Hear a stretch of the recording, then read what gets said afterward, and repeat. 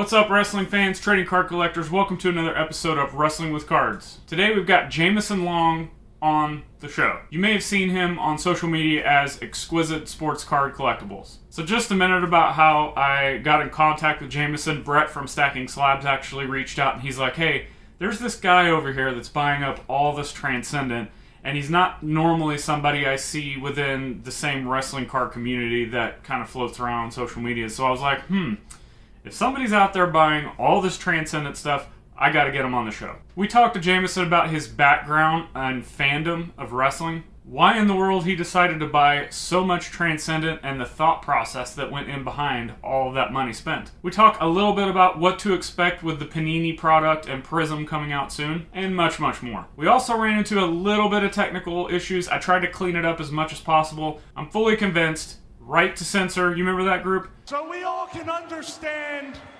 your reactions to the right to censor. They tried to intervene and circumvent me and Jameson talking about high-end wrestling cards. Because quite frankly, the truth hurts. There's some people out there that don't like talking about wrestling cards being worth a lot of money. I want to go out there and be able to find all those really high-end cards for $2. We as human beings, we lose a little part of ourselves that we're never going to get back. But before we get started, just a few reminders of how you, the viewers of Wrestling with Cards, can help show your support for my content. You're already here. The easiest thing you can do is hit that subscribe button and give me a like and share this with a friend. Copy the link to the video, paste it in an email, text message. Maybe you can share it on social media. You can follow me on social media, links below to all that as well. Check out the podcasts I'm involved with, my solo podcast, Wrestling with Cards, as well as the Worlds Collide podcast with Tony Vella. Both of those are available on all popular podcast platforms. Check it out. If you dig it, please leave us a 5-star review. And again, share that on social media, share it with a friend. It really means a lot to share these with other people and get more people listening and viewing. It helps build the community around this content so I can keep doing it. Speaking of community and support, if you would like to give monetarily to help all of this stuff keep coming out, check out Wrestling with Cards on Patreon. We're as little as $1 a month. That's right, $1. You can get your name in the credits of some of these videos and in the show notes. And there's other tiers that you can subscribe to where you get bonus content or you get exclusive access maybe to come on the show quarterly, request show topics, and you never know what kind of surprise stuff I'm just going to drop into the Patreon group exclusive for patrons. And of course you could check out my eBay store. The eBay store has been really hot lately. I'm putting a lot more wrestling cards in. I've finally started to go through a lot of my older lower end stuff. Guys, there's a lot of wrestling cards on there for $1.50, free shipping. So make sure to check that out. And you can find everything I've spoke about today, social platforms, Patreon, podcast, eBay store, all of that stuff is in the show notes of this video. So you can either pause this video and check those out now, or you can just check them out after the video's over. Either way, I appreciate it. And let's jump into that conversation with Jameson. We got Jameson, Exquisite Sports Collectibles on Instagram, on the show. Welcome. Thank you. Glad to be here. I got to start before we go any further. I found your content from Brett McGrath's shout out Stacking Slabs podcast and everything good that Brett does for the hobby. And he turned me on to your content. He's like, hey, there's this guy that is in wrestling cards, but also understands like higher end outside of wrestling cards. You should talk to him. And before I even got a chance to talk to you, he beat me to it. He got you on the podcast. But one thing that I noticed, like, first off, that was one of my favorite episodes that he's ever done. And then I was like, wait a minute, there's a lot of stuff that wasn't touched on that I have questions on that kind of mainly targets wrestling cards as opposed to kind of the overall scheme that you guys talked about. So I'm going to skip over a lot of your background in the hobby and all that stuff because a lot of that stuff was on Brett's podcast, and I would recommend everybody go check that out. As you know, pause this and go check it out, or go check it out after the show. But either way, the first thing I want to start off with is how you got into wrestling. Like, when did that start, and where's your fandom kind of gone? Oh man, I grew up in the South, so I grew up primarily on WCW wrestling because that used to come on TBS, you know. So my dad was like a huge Braves fan, which I became a Braves fan. And then a lot of times the Braves would play, and if they've ended like in the night, you know, you might get the Saturday night show or was it Saturday night? I can't remember what it was called. WCW Saturday night. And half the time it would be like preempted due to the Braves game going into extra innings. Yeah. So that's how I kind of got into it. And then And then, so we lived kind of about 45 minutes from Savannah, Georgia. So that was a big place that WCW would come. So, I mean, I remember going to the Civic Center and seeing, you know, the non-60-year-old Sting wrestling, you know, and he still had the Ultimate Warrior look to him. You know, Ric Flair, Doom, Ron Simmons, Butch Reed, Sid Vicious, Lex Luger, Nikita Koloff, all those guys. You know, we used to go if they were in town. We would go. Harlem Heat, Vader. So that's kind of started, and then WWE obviously was, or WWF back then was the national kind of brand. So I would watch that as well. You know, me and my cousin, he was also a big wrestling fan. We would go to Blockbuster. We would rent all the old pay-per-views, you know, because we weren't buying those back then, you know. And so, you know, just like Sting was my favorite, you know, when I was growing up, Ultimate Warrior, I was an Ultimate Warrior guy more than a Hulk Hogan guy. Though I liked Hulk Hogan.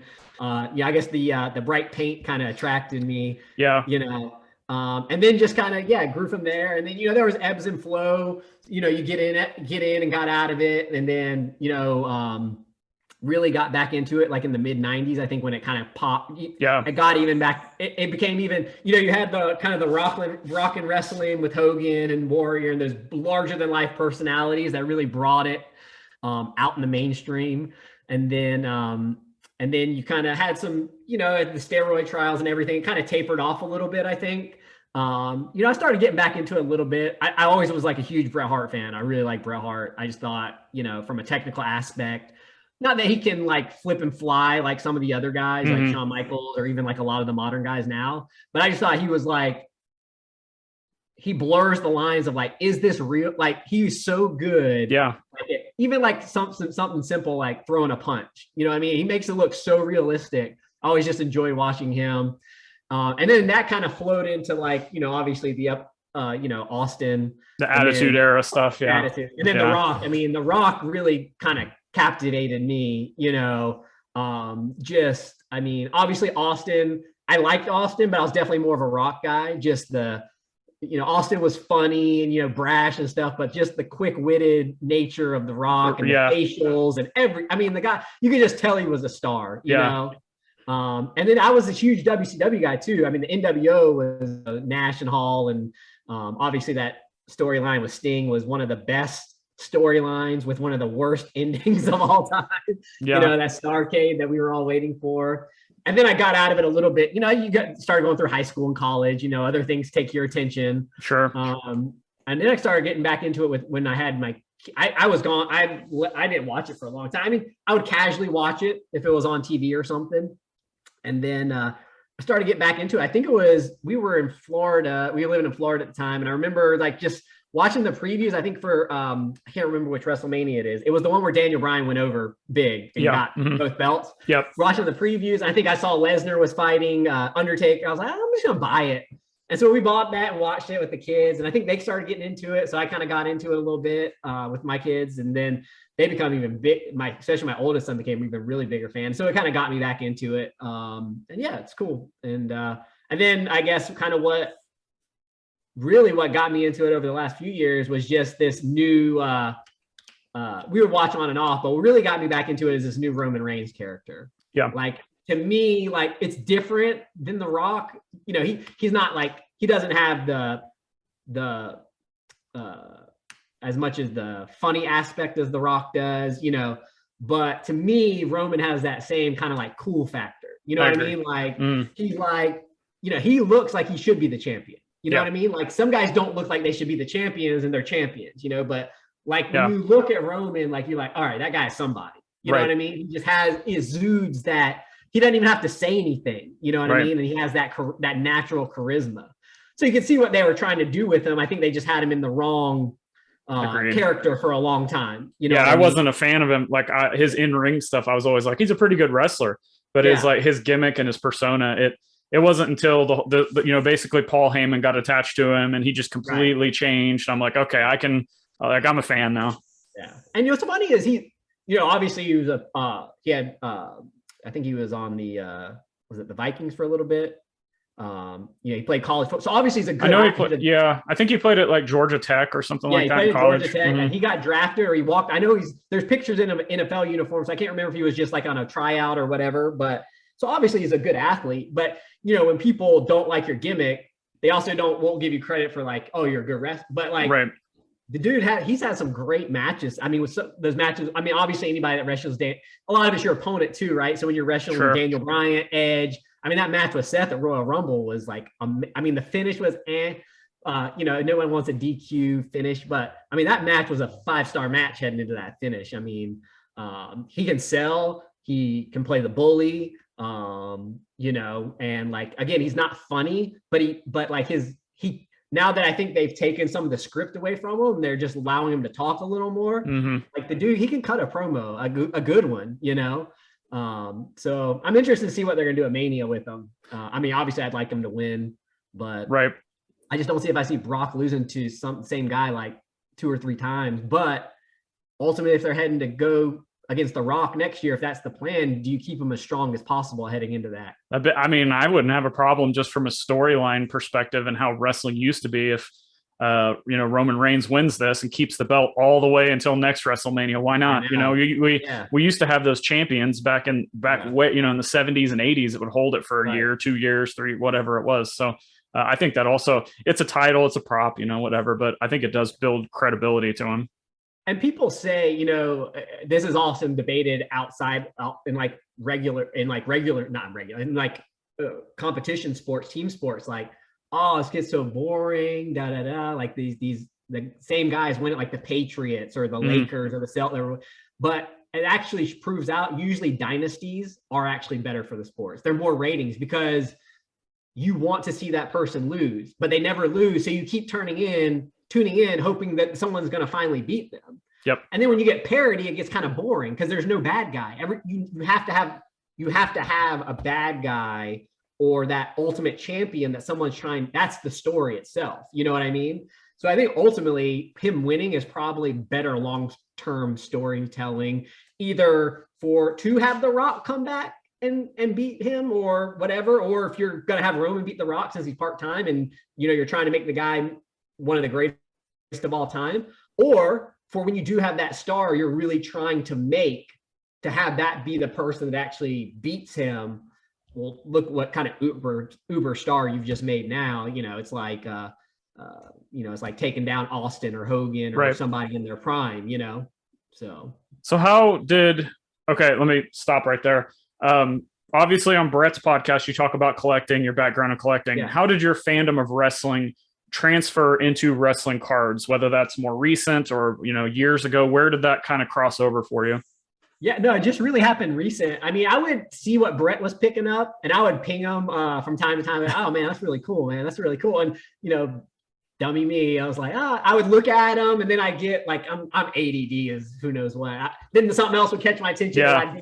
I think we're all a little bit like that, especially with Instagram. Yeah. So, but I would always message him, like he would pick up some cool stuff. Like, oh man, that's awesome. Especially if it was like The Rock or Roman or I think Bret Hart, guys like that I followed, and then so I didn't really get into it until recently. So the last time I had really gotten into wrestling card, the first year Topps did Transcendent. Okay. I got into a bunch of breaks because I thought like that VIP experience. I was like, that'd be really cool. Yeah. To do that. And I actually won a ticket that year in like a break. So I went to that WrestleMania, got to go to the Topps party. It was really cool because the guests were Sting, Flair, all the guys I just talked about growing up seeing. So I got to talk to them and tell them. And so that was a really cool. And then, that was the one where Becky won the title, became Becky 2 belts. Mm-hmm. So that was a lot of fun. And then got into it a little bit then and ended up holding a few things like a Vince auto because that was the first time Vince McMahon had an auto, so I held on to that and a couple other things and just had them sitting. And then what happened? Then I saw this year's was coming out, and what really drew me to this year's was the VIP experience also, obviously, but I saw they had Super Fractor autos in there. And I was like, oh man, I love Super Fractor autos. Yeah. Like, that'd be real cool. I'd love to see who's on the checklist. Everybody's always waiting to see if The Rock would ever pop up. Of course he didn't. Still waiting. Yeah, still waiting. Hopefully Panini, I think they're going to hopefully with this new licensing agreement, what they're losing, they'll see maybe a little bit of urgency to bring on someone like The Rock. And if they do, I don't want them to like, I want to make him special. Like his autograph should only be in certain sets. Like don't like put him in everything so it makes his autograph worthless. Like make it. So anyway, that kind of got me back into it. I got into a couple breaks, and I was looking at how the singles were selling. I was like, man, this is this is one of the best value products in the marketplace today. I was just watching what singles were selling for, what you got. You got the experience, you got all the sets, you got the superfractor, you got the belt, you got the Garbage Pail Kid sketch.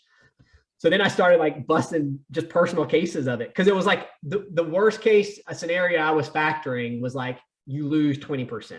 And like in today's hobby, to be able to bust something and lose 20% is like unheard of, the worst case scenario. So I just really got into it and started liking it. And then I was like, and then I started getting like, all right, I want to chase these certain cards. And so I started chasing, certain guys. I ended up getting like all the major superfractors I wanted. I pulled a couple I traded for. But it was just a lot of fun. And then I started diving in, and, in the world I come from normally, it's hot. It's a lot of money. Some of the buys, it's go big or go home. Some of the buys can be super stressful, but that's sometimes how you can do. But the wrestling was a fraction of the price, and it was just fun. It was like a break from like the high-end stakes of competing in basketball, high-end basketball, and football and baseball. And it was just like, it was just nostalgic, and I was just having a lot of fun with it. And it was something I could do for a fraction of the budget and like buy stuff and sell it. Cause I do cards for a living, right? So it blurs the line of a collector and an investor, right? So some things start off as a collecting, and then it goes up so much. I'm like, oh, okay, well, like, yes, I love this card, but like, is it responsible for me to have this card knowing it's appreciated this month when this is also how I'm making a living, right? So it blurs lines. And with the wrestling, I don't feel that pressure to say, oh, I bought this card for 100, it's worth 500 now, but I still like it. I don't want, when you buy something for 10,000 and now it's worth 50,000, it's like, okay, like, I could take some money off the table, pocket some money, go buy something else to replace it if I still want something on this player, and now I can kind of repeat the cycle. So based on where the values were at that time, though they're starting to trend up as what we've seen lately, it allows me just to have a little bit more fun and not stress out about, oh, I need to sell it or I don't sell it, or what if this guy goes out and tears his knee up the first game of the season, especially if it's a young player. Right. So that aspect of it. All right. So I've got a lot of questions to throw at you that have to do with wrestling cards and the hobby, but I also want to preface by saying the reason I wanted you on the show is because you operate in high end. And I will preface all of these questions to hopefully you can tie what I'm about to say in with that. A lot of people, I'm not sure if you're newer to wrestling cards, so you've not been kind of in the community and the hobby. There are people out there that were complaining the AEW hobby boxes at $250, which is not that bad. Right. That's too expensive. And here you are just like, I'm buying all the Transcendent because you're like more forward thinking. I know it costs money, but the thought that you put into it is, I may take a loss, but in the grand scheme of things, it's not that bad. That whole mindset has just, it seems like the wrestling card hobby is having a hard time understanding like pricing high end compared to sports cards and wrestling cards, if that makes sense. So let's start off with Transcendent. You talked a little bit about the math on it. Everybody in the wrestling card hobby is like, I'm not picking up any of this because first off, they said they're not paying that much for a case. And secondly, they don't think it's not worth it. So any more you talked a lot about Transcendent already. So any more inputs when it comes to kind of that response from the typical wrestling card collector? Well, I mean, it's definitely not a product for everyone. I mean, that's why they make regular tops, and that's why they make tops Transcendent, right? Not everybody needs to operate in the high level. And I recommend if it stresses people out, they shouldn't, you know what I mean? Because you don't, like when I go into a high-end break, like I'm an odds guy. So like when I go into these high-end breaks, like I usually buy a bunch of spots because I know if I buy like, let's say Transcendent was like $200, $250 a spot. I'll buy 10 spots and take my risk that I hit one good thing and then some average stuff and I average out. But for a person who can maybe only afford one spot, and you end up with a Nia Jax auto, that hurts. Yeah, I get it. right. That hurts. So it's not for everyone, you know, and maybe sometimes people want to splurge one time and risk, but anything worth having is never cheap, right? So, I mean, in order for things to be, it's a hard distinction, because what's going to drive probably this next level of wrestling cards, which is also, you know, another thing, niche product I've been into for a few months now, is also what's kind of driving the Marvel card thing is it's actually going to be new investors that come in, because the current crop of wrestling collectors have taken the market where it's going to go, right? The market has been established in wrestling cards. So if new people don't come in to disrupt that market, the market won't do anything, because it's been the same people all the time. So why am I all of a sudden, if no new buyers come in to raise a value, there's no new value set. So what the wrestling cards community is going to realize is, you know, what's driving the new prices is new people are coming in. And when there's people from the outside, like, you know, myself and other guys, you got guys like Drake and Brett, who also operate in other sports where $500 doesn't get you much. Right. Wrestling, $500 can get you a lot. Right. If a guy comes in from sports and they're like, oh, that's my favorite wrestler, that's Randy Orton. I love Randy Orton, even though Randy Orton kind of niche. He has some stuff that does okay, but a lot of it doesn't sell much. Sure, I'll buy that for $500. And the rest go, I can't believe someone paid $500 for a Randy Orton card. Right. Yeah. And this guy's thinking, oh, wow, that was only $500. So it's just two different mindsets. They're coming from different aspects. You know, it's like, you know, it's like coming in from, it's like being a penny stock collector. I mean, a penny stock buyer. And now your company's starting to get some attention and it's a few dollars. And now an Apple investor comes in and goes, oh, this guy has some potential. It's only $3 a share. Sure, I'll buy 10,000 of them. You know, yeah.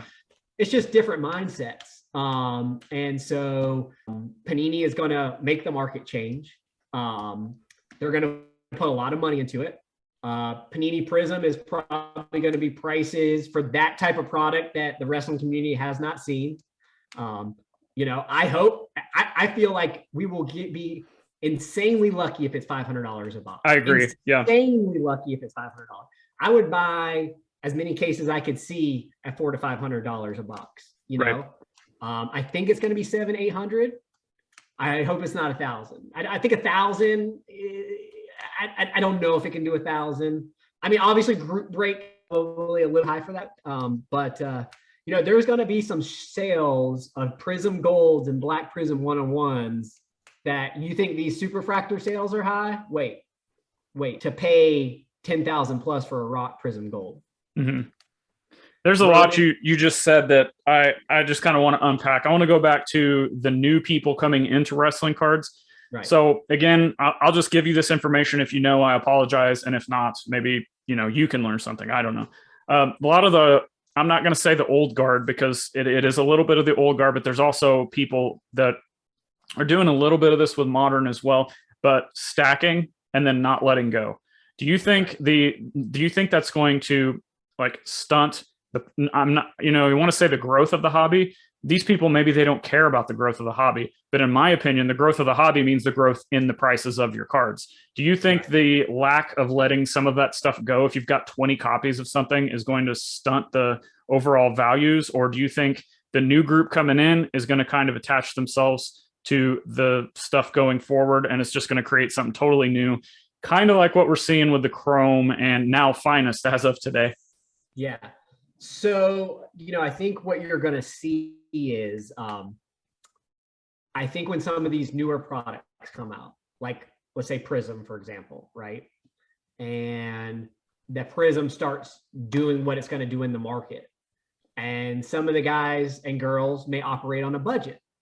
And some of these cards might be outside of a budget that they're comfortable with, unless they're willing to let go of some other stuff. Right. So I think as the market rises and people want to be, let's say, a super collector, right?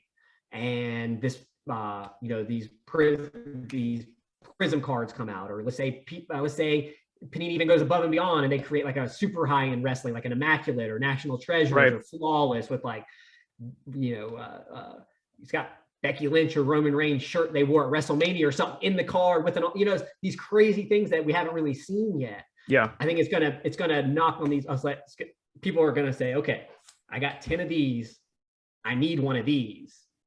I can sell 2 of these, 3 of these, 2 of these, and I can get into this.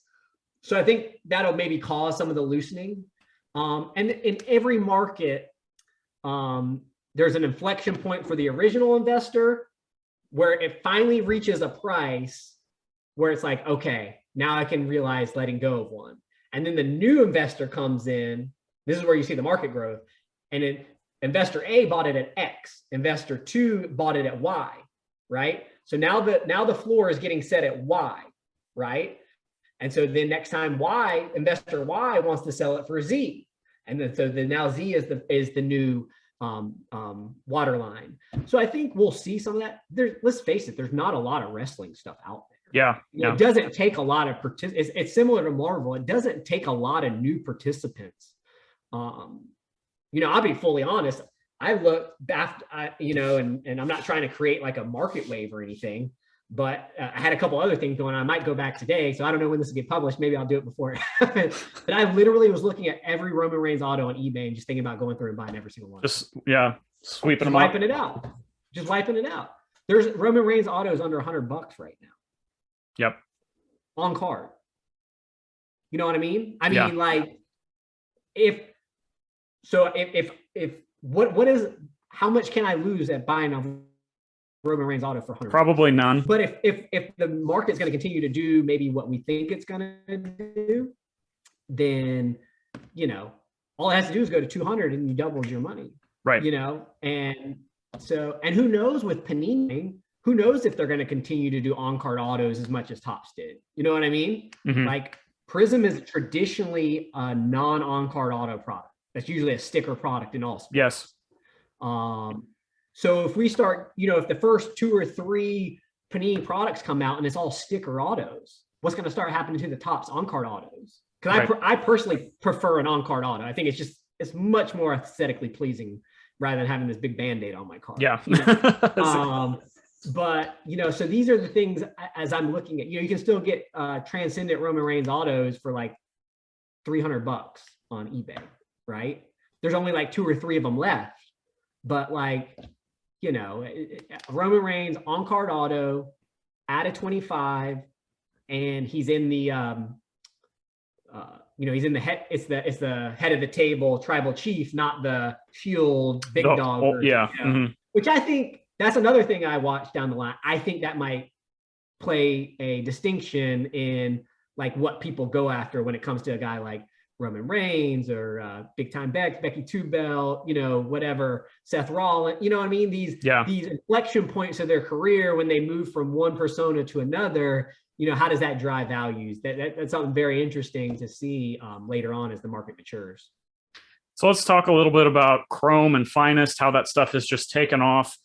There's a lot of us that like can see what's going on in sports. You mentioned Drake and Brett, obviously.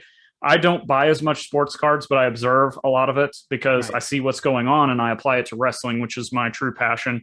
And so I was saying like a year or 2 ago that the numbered parallel shiny stuff, while some of it I like and some of it's not really my thing, a lot of that stuff could really take off when it comes to wrestling cards. And this stuff was so cheap. And obviously that's proven out now. And again, the response from a lot of the wrestling card community was, why is this stuff, it's not worth what these are selling for. This stuff isn't that rare. It's not that, whatever. It's not an autograph. It's not a rookie card. Why is it so expensive? If you could just kind of talk a little bit about how some of the sports card world can kind of reflect onto wrestling cards, if that makes sense, because there's a lot of people in wrestling cards. And again, I'm just trying to help them. They don't see a lot of the stuff outside the wrestling card bubble. So it kind of is a hindrance to them as far as learning rarity markets, etc.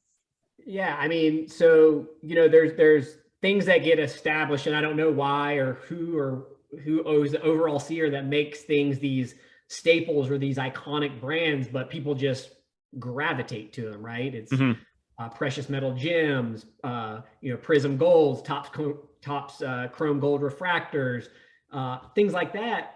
Have this iconic place.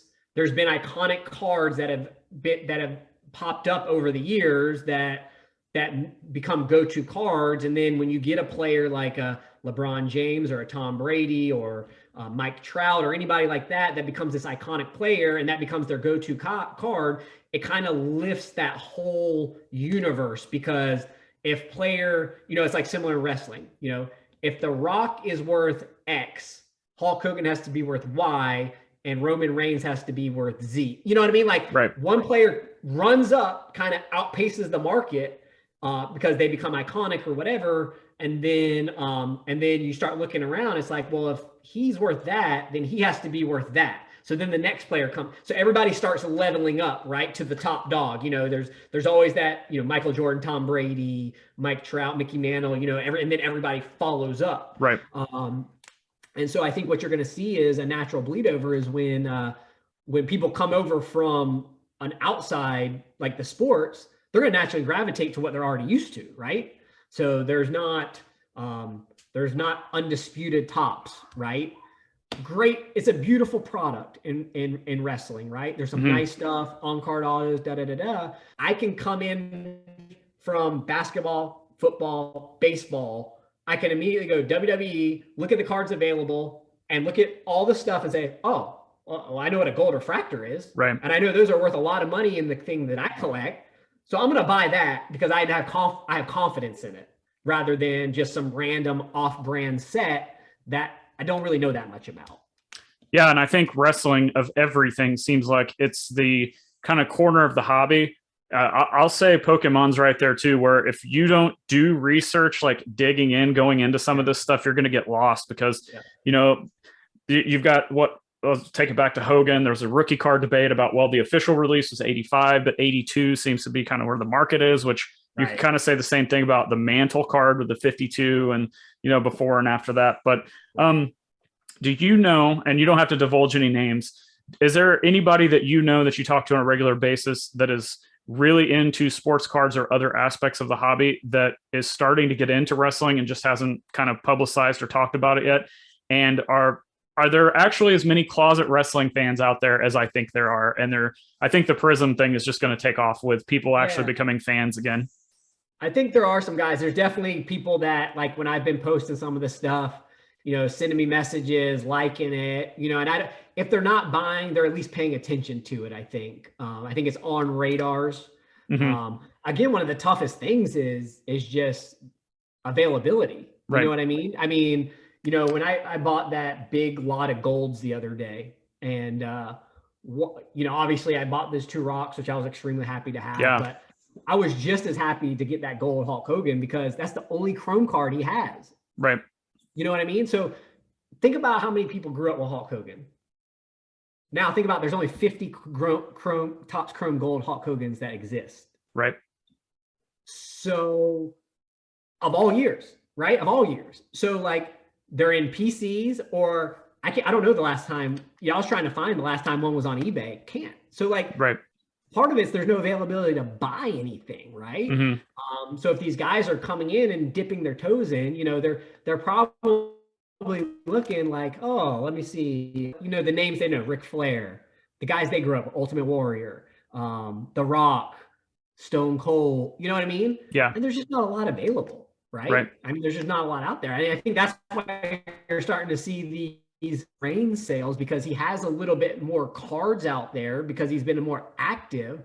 So I think there's just been more on the market. But as they're starting, you see with each sale, they're going up and picked up, they're starting to inch up because now, the Roman Reigns pool, is inching up step by step by step. But I think you're seeing people kind of now as the stuff's getting plucked off, people are starting to get into scramble mode and they don't want to be left out. And so now that's why you see a $6,200 super refractor from Topps Finest today. Right. Which Topps Finest has always been a secondary brand to Topps Chrome. Right. So 2 other things I want to talk about as we kind of get towards the end of this. The first, I just want your opinion for two different aspects of the hobby that kind of people think about and look at when it comes to wrestling cards. The first being all the people I told you earlier that people are complaining about a $250 price point on a hobby box, but yet we're going to see just nuts from Panini. So for those collectors who think they're priced out or think they can't be a part of wrestling cards anymore because of the price point, what do you have to say to them as far as like how to operate going forward from that perspective? Well, there's a couple of scenarios, right? One is load up on some Topps products right now while they're available. You know, if you get the itch to open wrestling, buy, if you can afford it, buy a case or two and just put it away. And then, when the Panini stuff comes out, because that'll the top stuff will go up too over time, because people are going to be like, oh, I can bust Panini for X or I can bust Topps for Y. So buy some, put it away. If you get the itch to buy, to open something, have it stored if you can afford it. I know everybody can't, but if you do have that ability. And the other thing was, there will be, because of what's going to happen and the prices and the money people are going to dump in, there will be opportunities in the singles market because people will want to recoup all this money they just spent. Yeah. So you're going to have guys like, say myself for instance, like, I may open a couple cases and I want Hogan, I want Roman Reigns, I want all those. I'm looking for the low numbered stuff, good autos, but the other stuff I could care less about in many regards. And so I might be willing to cut you a great deal because I don't want all these base cards sitting around my house and stuff. So look in the market for those opportunities to pick that stuff up cheap, and you can still enjoy collecting. So I mean, there's going to be avenues to play. There always is. And the only way the wax will stay if the singles support it. So what's going to drive it is the high-end market's going to support the wax. Your gold Hogans, your gold Rocks, your gold Warriors, your gold, Becky, all that stuff is going to drive the market. But then down on usually where the opportunity lies is that lower end stuff, or that even that middle tier stuff, where you can pick up those parallels out of $199, $299, whatever, that people are just kind of dumping because the guy that bought a case and he didn't get the card he want, he's trying to flip as much as that other case so he can go buy another case or another box or whatever. So just be on the lookout for those deals. I mean, I'll probably be offering it myself, in the groups and stuff like that, just because when I buy, I look for very certain stuff. I'm looking for, typically what I like is the best of the best. I want to buy the cream of the crop, and the other stuff, I'll give some to my kids to play with, but I'm also trying to recoup and go into the next thing, so just look for those aspects. Good segue. You mentioned dumping all the base stuff. I've told this story numerous times. Everything I have in my collection started with $15. I went to the LCS. I bought a box of junk wax, and I started selling what cost me fractions of a penny per card for $1, $2, $5, and just keeping it going. I run a full-time eBay store. I can sense you have that same drive that I do to just keep things going. I mean, clearly you're making a living on it. So I think we're kind of on the same page as far as like thinking about working within the hobby. There's a lot of people who kind of struggle with that. And, people will see these superfractors or, other lower tier 1-of-1s, autos, et cetera, basically 4-figure cards and up. And they'll say, man, I would love to have that in my collection, but I don't have the money. And I have been like a huge proponent of doing the work, flipping, buying lots, piecing the lots, whatever it is that you can do, because there's so many ways to do it. What advice would you have for people within wrestling cards specifically on how to get those big cards and just kind of the mindset that goes into kind of building up that snowball of bankroll, or however you want to approach that? There's a lot of times in life and collecting, there's tough decisions you got to make, right? We're all not made out of money. Absolutely. Even someone like me who operates in the high end, there's stuff that's out of my budget. That's just it. It's just not a wise financial decision for me. But more times than not, you're going to have to ask yourself what kind of collector you want to be. Do you want to collect quantity, or do you want to collect quality? And so if you're a super collector and you're rushing out to buy every I like the guy, I'm just using him as an example, every Matt Riddle card that comes out, you're paying $20 or $30 every time, And then, because you got to be a rush to be the first person to have it, rather than wait probably 2 months, you can buy the same card for $10. Right.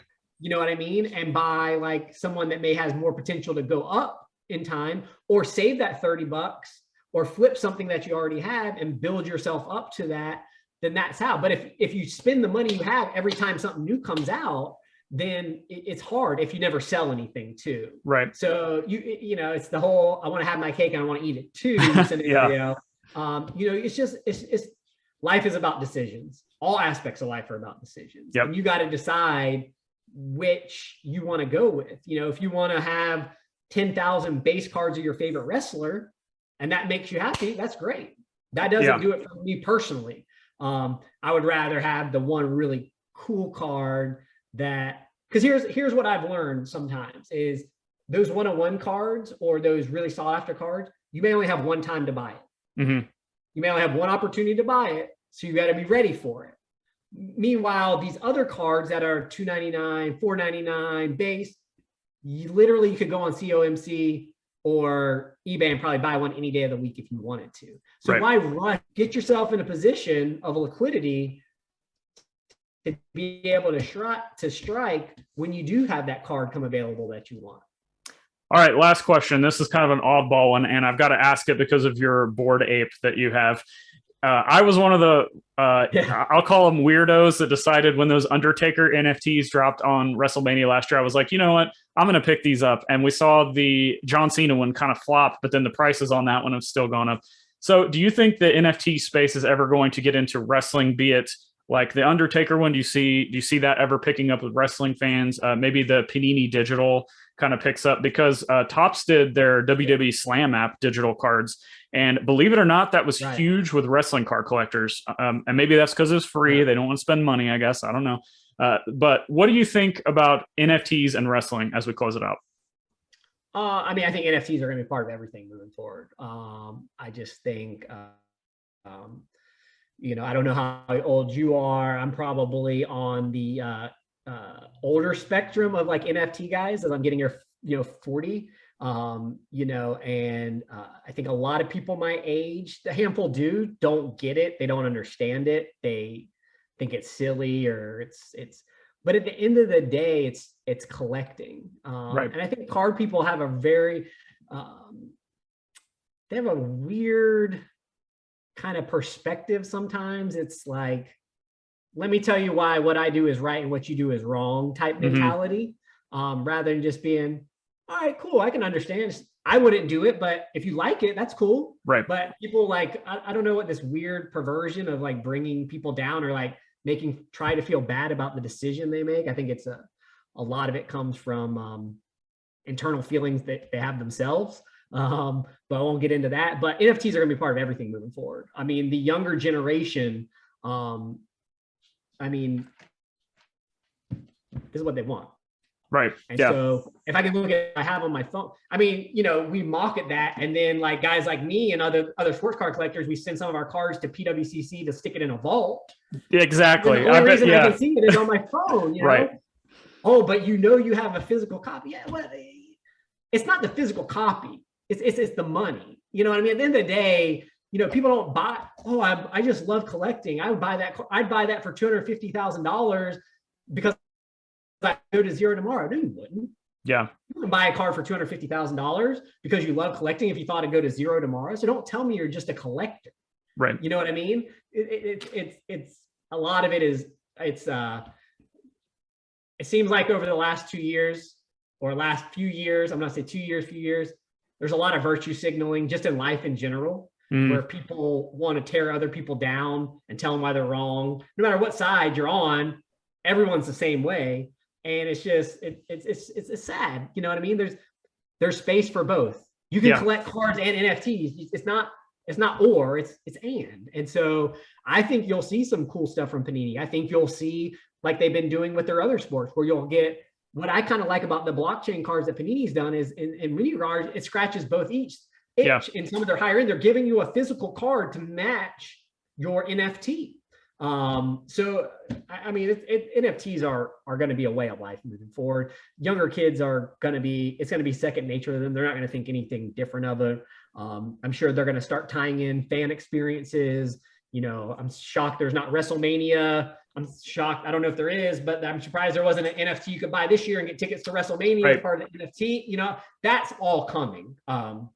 You know, so I mean, to make a long answer short, yes, it's going to be a big part. Yeah. Can I add one thing for you? Yeah, go ahead. Yeah. Okay. So I just want to add this one thing. You know, it's interesting market. I can't remember who I was talking to. Either Ben, Adam, or Drake or Brett. Anyway, we were talking the other day, and as you know, a longtime wrestling collector, it almost used to be the females that drove the market, right? Yeah. Like a lot of the females were the higher end, like Alexa Bliss and da-da-da-da. By that, I said, I think when you see the turn in the market is when the guys start out selling the girls. Yeah. And because that's the newer people are not gonna, what's attracted the older wrestling buyer is not what's going to attract the new right stars on TV all the time, who they see on the commercial, and it's just interesting as we're seeing this market start to shift, and you're starting to see, you know, not The Rock. I mean, everybody knows The Rock. He's probably one of the top 10 most famous people in the world, maybe. Right. You know what I mean? At this point, but when you're just seeing with, I think is the beginning of that, and I think you may see, you know, if he has Brock Lesnar, Randy Orton, Seth Rollins, guys like that. I think when you start to see those, I think that's when you'll know kind of the new crop of investors. So just something for the people out there to keep an eye on. Watch the price levels between the females and the males, not to be a sexist remark. Right, no, yeah. But the males, because I think the new buyer will just be looking for other things when they decide to invest their money that the older wrestling fan has. Wow, I'm glad you cut me off there and gave me that last tidbit of information, because again, that's the whole reason I started the channel, and trying to reach out to guys like you and Drake and some other people who know sports cards that can then take that information and help the wrestling card community. Jameson, let everybody know where they can find you and anything you've got going on. Sure. I mean, most actively is Instagram, Exquisite Sports Collectibles. Check me out there. I post a lot of my buys and finds on there. Don't follow me on Twitter. I'm mainly NFTs on that. So that's my NFT haven where I escape all the card people. Yep. And then, but yeah, and then I'm in a wrestling group. So if you see me, stop by, say hi, and always feel free. If anybody has a question, feel free to DM me on Instagram. I'm happy to answer. And if I don't know the answer, I'm happy to tell you I don't know the answer. Yep. If you guys got questions, reach out to him. If you got NFT questions, get out to him on Twitter. Thanks, guys. Thanks, man. Amazing discussion with Jameson, and I thank him once again for coming on the show today. As always, with these interviews, I hope you got some value from it and can take some of that information, apply it to the way that you operate in the hobby. It's always great to take information and apply that on your journey forward. So I've stated this numerous times. I think the wrestling card hobby specifically, not everybody, not all of them, but most, don't always understand markets. And I think that has a lot to do with just because they're not operating outside of the wrestling card bubble. And again, there's nothing wrong with that, right? One of the safest things you could do is know what you know, stay in your lane, and buy what you know. Also, I want to say sometimes on these videos when I'm talking about topics like this, it may come off as me being judgmental or looking down on people who don't understand high-end markets, whether they're buying in it or not. A lot of people just don't understand that. And like I said, it might come off as being arrogant or negative or putting you guys down if you don't operate in that end. But just to be clear, that is not my intentions whatsoever. I like to talk about this stuff because I want to help people. I want people to be aware of what's going on. I want to see you, that's right, you, the viewers of Wrestling with Cards, be able to work your way up to that card that you've always wanted that you never thought you could get. Putting you in position to get those dream cards, those grails. And hopefully today's conversation with Jameson helped kind of put you on that path. Thanks again for watching. Again, check the show notes for all the ways that you can help show your support for my content. Subscribe, like, share, check out the podcast, check out Wrestling with Cards on Patreon. And until next time, click the videos on the screen for more great wrestling card content. We'll see you there.